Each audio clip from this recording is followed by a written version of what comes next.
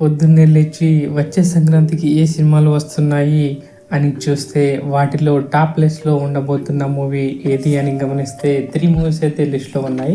అవి my side నుండి మాత్రం గేమ్ చేంజర్ నెంబర్ 1లో అని చెప్పవచ్చు.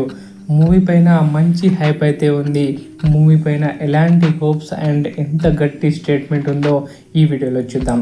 వీడియోని చివరి వరకు చూడండి. ఓ ఇంట్రెస్టింగ్ మ్యాటర్ అయితే ఉంది. అది బాలయ్య గురించి. ఎందుకంటే ఇన్ని రోజులు మీరు నా వీడియోలను చూస్తున్నారు. ఇలా ఎప్పుడు మనం మన జర్నీ కొనసాగించాలి. ఖచ్చితంగా మీ సపోర్ట్ అయితే కావాలి. నెక్స్ట్ మూవీ వచ్చేసి డాకు మహారాజ్. ట్రైలర్ చూస్తే ఓకే బాగుంది, బాలయ్య ఫ్యాన్స్కి నచ్చుతుంది అనేలా అయితే ఉందన్నమాట. ఇక నెక్స్ట్ సంక్రాంతికి వస్తున్నాం. ఏమో అనిల్ రావిపూడి గారికి వేరే టైటిల్ నప్పలేదేమో ఏంటో, కానీ డైరెక్ట్గా పండగ పేరే వస్తున్నాంతో కలిపి పెట్టేశారు. ఈ మూవీస్ ట్రైలర్లో మీకు నచ్చిన ట్రైలర్ ఏది కమెంట్లో చెప్పండి. నాకు మాత్రం ఈ 3 మూవీస్ ట్రైలర్ అయితే బాగా నచ్చాయి.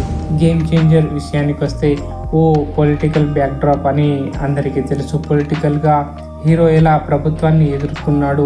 యాక్షన్ సీన్ అండ్ ట్విస్ట్ చూస్తే మాత్రం మూవీపై అంచనాలు పెంచేస్తున్నాయి. ట్రైలర్లో మనం చూడవచ్చు శంకర్ గారి మార్క్ అయితే కనబడుతుంది. అండ్ ఈ మూవీ పైన చాలా హోప్స్ అయితే ఉన్నాయన్నమాట. ఎందుకంటే రామ్ చరణ్ ఎంతో కసితో ఈ మూవీని చేశారు. లేట్ అయినా లేటెస్ట్గా ఉండాలి అన్నట్టుగా ఈ మూవీని అయితే తీసుకొస్తున్నారన్నమాట. చాలా గ్యాప్ తర్వాత రామ్ చరణ్ మూవీ వస్తుంది కాబట్టి అంచనాలు భారీగా అయితే పెరిగిపోయాయి. నెక్స్ట్ డాకు మహారాజ్. ఓ విక్టరీ స్టోరీ అని అర్థమవుతుంది. ట్రైలర్ కూడా బాగానే ఉంది. బాలయ్య ఫ్యాన్స్కి నచ్చుతుంది. మూవీ ఎలా ఉన్నా అండ్ ఓ మోస్తరు విజయాన్ని అందుకోవడం ఖాయం. ఎందుకంటే బాలయ్య ఫ్యాన్స్ చాలు విజయం సాధించడానికి. అండ్ ఎంతో సీనియర్ హీరో కూడా, అది మీకు తెలిసిందే. ఇక సంక్రాంతికి వస్తున్నాం. చూస్తే ఇదొక సెంటిమెంట్తో వస్తున్న మూవీ అనొచ్చు. ట్రైలర్లో చెప్పిన విధంగా హిస్టరీలో వీడు ఫ్యామిలీ బ్యాక్డ్రాప్తో వచ్చిన ప్రతిసారి విక్టరీయే అన్నట్టు. వెంకటేష్ మూవీ ఎలా ఉంటుంది?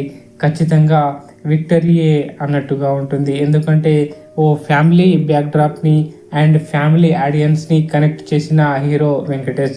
సో ఎలాగో మోస్తరు విజన్ అయితే ఖాయంగా చేస్తుందన్నమాట. ఇక నెక్స్ట్ వచ్చే వీడియోలలో ఈ 3 మూవీస్ గురించి సపరేట్ వీడియోస్ అయితే చేస్తాను. ఇవన్నీ పక్కన పెడితే ఓ ఇంట్రెస్టింగ్ విషయాన్ని చెప్పాలి అనుకున్నాను కదా.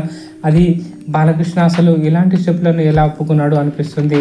ఇలా ఏం స్టెప్ వేయించావయ్యా శేఖర్ మాస్టరు, నువ్వే ఓ ట్రెండ్ సెటర్వి. కానీ దబిడి దిబిడి సాంగ్కి ఈ స్టెప్ ఏంటో ఐటమ్ సాంగ్ కావచ్చు, కానీ మరీ ఇంత నీచంగా కొరియోగ్రఫీ చేయడం ఏంటో. హీరోయిన్ బ్యాక్ పై చేతితో ఇలా కొట్టడం అది సబబు కాదు. ఏమో మరి ఈ స్టెప్ పైన మీ అభిప్రాయాలను కామెంట్లో అయితే ఖచ్చితంగా తెలియజేయండి.